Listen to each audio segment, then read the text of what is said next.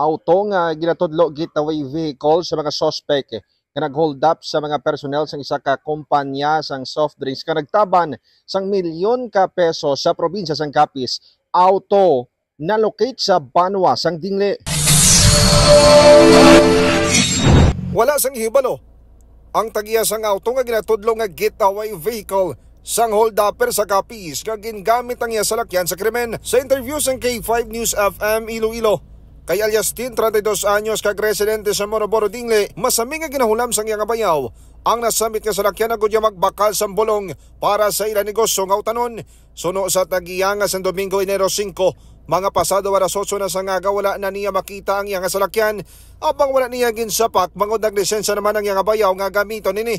Kagalas 2 na sa hapon iniliwat nga nakita kay nagpauli na siya sa Dingle. Ginsay-say man ni Aliastin nga wala nakahalin ang iya nga bayaw sa diin, didto lang sa iya balay kag wala man sang maginhambal nga numan nga detalye sa iya. Tuma naman ang kakolba niya sang ginparahan ini sang kapulisan kag ginhambalan nga ang iya nga salakyan ang gingamit sa pagpang-hold up sa kolektor sang soft drink sa Barangay Santa Fe, Pilar, Capiz. Dugang pa niya nga 4 pa lang kabulan niya nga ginagamit ang nasamit nga salakyan. Kag masami ini nga ginahulam sang iyang bayaw sa diin wala ini naghuna-huna nga gamiton sa krimen. Why man kuya, kuan nga ang amon agali ang tabo eh.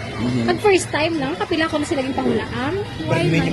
Oo, pero may ginahulam, tis do karon lang natabo. Wala na mo na nakibot ito kagina. Is mga ka-K5 nga ginimbitar ang tagiya sa nga auto para sa investigasyon na hanungod sa nagluntad nga pagpang-hold up.